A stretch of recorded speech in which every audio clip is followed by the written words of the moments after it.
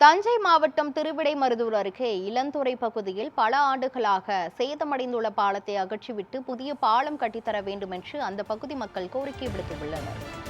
இதுகுறித்த கூடுதல் விவரங்களை வழங்குவதற்காக நமது செய்தியாளர் விக்னேஷ் இணைப்பில் உள்ளார்.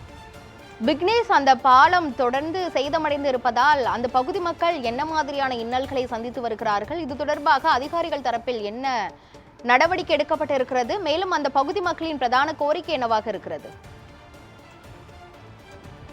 வணக்கம் கிருஷ்ணவேணி.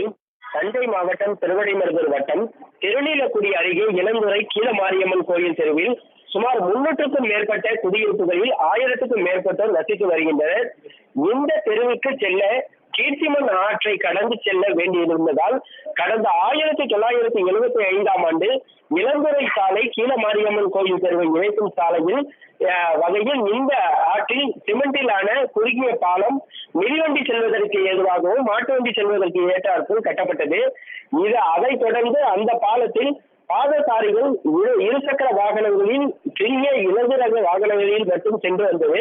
இந்நிலையில் கடந்த சில ஆண்டுகளாக இந்த பாலத்தின் தூண்கள் சேதமடைந்து சிமெண்ட் கலவை முழுவதும் பாலத்தின் கட்டுமான பணிகள் மற்றும் கம்பிகள் வெளியே தெரியும் அளவிற்கு உள்ளதால் இந்த பாலத்தின் உறுதித்தன்மை கேள்விக்குறியாகி உள்ளது. எந்த நேரத்திலும் இடிந்து விழக்கூடிய நிலையில் உள்ள இந்த பாலத்தில் தொடர்ந்து இந்த பகுதி மக்கள் பயணம் செல்லக்கூடிய நிலையும் உருவாகியுள்ளது.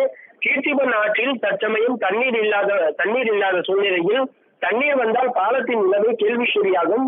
இதற்கும் எனவே மாவட்ட நிர்வாகம் பாலம் இடிந்து விழுவதற்கு முன்பாகவே இந்த பாலத்தை சீரமைத்து கார் உள்ளிட்ட 4 சக்கர வாகனங்கள் செல்ல ஏதுவாக இந்த பாலத்தை சீரமைத்து உடனடியாக புதிய பாலம் அமைக்க நடவடிக்கைகள் மேற்கொள்ள வேண்டும் எனவும் இந்த பகுதி மக்கள் தொடர்ந்து கோரிக்கை வைத்துள்ளனர்.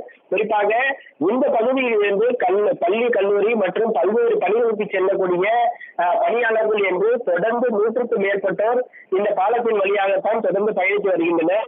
இந்த பாலம் பல ஆண்டுகளாக சேதமாகி உள்ளதால் இதனை ஆபத்தை உணராமல் கூட இந்த பகுதி மக்கள் தொடர்ந்து பயணிக்கக்கூடிய சூழ்நிலை உருவாகி உள்ளது. கிருஷ்ணவேணி,